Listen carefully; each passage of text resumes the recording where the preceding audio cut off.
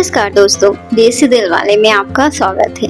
आज हम एक ऐसी कहानी लेकर आए हैं जिसे सुनकर आपका दिल कांप उठेगा।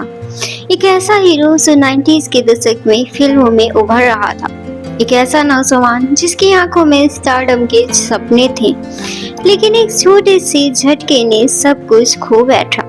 उसकी आंखों के सामने उसकी माँ, उसकी बहन और खुद उसका बचपन हमेशा के लिए मर गया। और जिसने गोली चलाई वो कोई और नहीं था, उसका बाप था। ये कहानी है कमल सदाना की, काजोल के पहले हीरो की, और ऐसी कहानी जो आज भी बहुत कम लोग जानते हैं। ये कहानी किसी फिल्म की नहीं है, ये कड़वा सच है। साल था 1992। फिल्म थी बेखुदी, रिलीज होती है। एक खूबसूरत सा चेहरा, मुस्कुराता हुआ नौजवान, नाम कमल सदाना। काजोल के साथ उनका डैगो हर किसी को उम्मीद देता है कि एक नया हीरो आ गया है, लेकिन दोस्तों इस चमक के पीछे एक ऐसी अंधेरी सच्चाई छिपी है जिसे सुनकर आपकी रूह कांप उठेगी। 20वां जन्मदिन था, जैसे हर नौजवान सोचता है कि एक पार्टी और दोस्त और परिवार, लेकिन कमल के लिए वो दिन कब्रिस्तान जैसा साबित हुआ। पिता ब्रज सदाना खुद एक फिल्म निर्देशक थे, लेकिन उस दिन उन्होंने जो किया वो दर्दनाक नरसंहार बन गया। घर में बहस हुई और उन्होंने शराब पी ली, और फिर एक के बाद एक गोलियां चलती गई। माँ सईदा खान और बहन नैम कमल की आंखों के सामने गोलियों से छलनी कर दिए गए उनके बाप के द्वारा, और फिर एक के बाद एक गोली कमल के लिए चली। गर्दन से होती हुई गोली पार निकल गई, पर कमल जिंदा रह गए, और यहीं से जिंदगी एक ऐसी उलझन बन गई जो आज तक वो ढो रहे हैं। कमल ने अपनी माँ को गोद में उठाया, खून से लथपथ थी। 2 साल पहले हुए 1990 में हादसे को सोचकर अपनी माँ, बहन, पिता को एक साथ खोने का डर। पिता विष्णु सदाना गुस्से में आकर परिवार पर गोली तो चलाई, लेकिन खुद को भी गोली मार ली थी। कमल अकेले बचे थे और अकेले उस बंगले से निकले जहां कभी हंसी गूंजती थी। इस हादसे के बाद जब उन्हें रंग में लॉन्च किया गया तो डायरेक्टर आनंद महेंद्र ने कहा, इस लड़के में दर्द है और यही उसकी सबसे बड़ी ताकत है। लेकिन इंडस्ट्री बड़ी बेरहम है।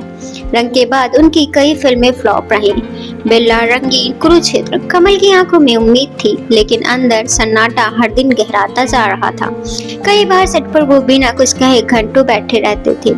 रवीना टंडन ने एक इंटरव्यू में कहा था कि कमल एक बेहद सॉफ्ट और सेंसिटिव इंसान है। उनका हंसता हुआ चेहरा बहुत कुछ छिपाता है। उनके आसपास के लोग कहते हैं कि कमल को हमेशा यह डर सताता है कि क्या मैं भी अपने पिता जैसे बन जाऊंगा। एक इंटरव्यू में उन्होंने कहा था कि मैं शराब से दूर रहता हूँ, गुस्से से भी। मुझे खुद पर कंट्रोल रखना पड़ता है क्योंकि मैं एक ऐसे इंसान का बेटा हूँ जो अपने ही परिवार को खत्म कर बैठा है।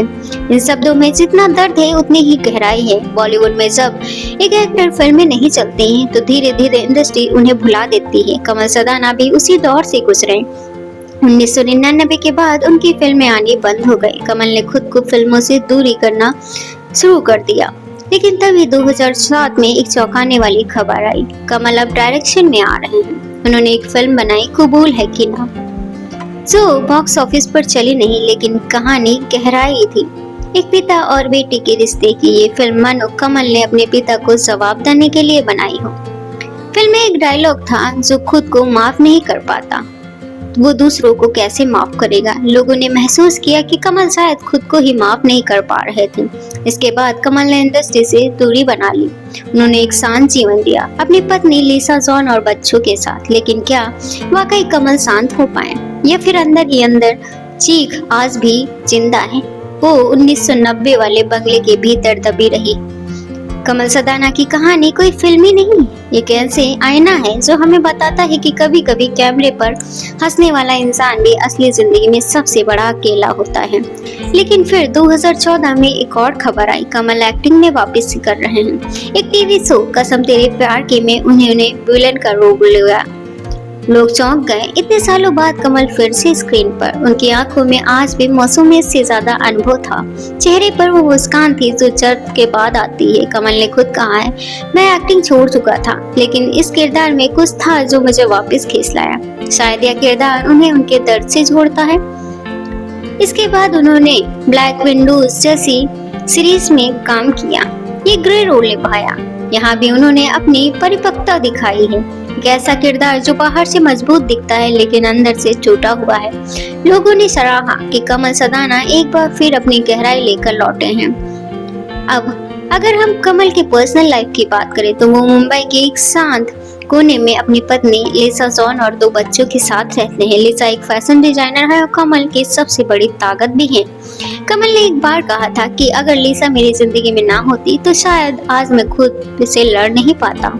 उनके बेटे भी अब बड़े हो चुके हैं और कमल उनके साथ वक्त बिताना पसंद करते हैं।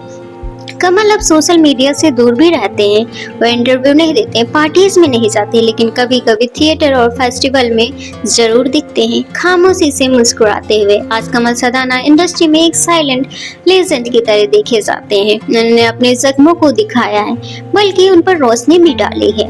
उनकी अधूरी कहानी इस मिसाल है कि उन सभी के लिए जो टूट चुके हैं लेकिन फिर भी खुद को जोड़ने की हिम्मत रखते हैं।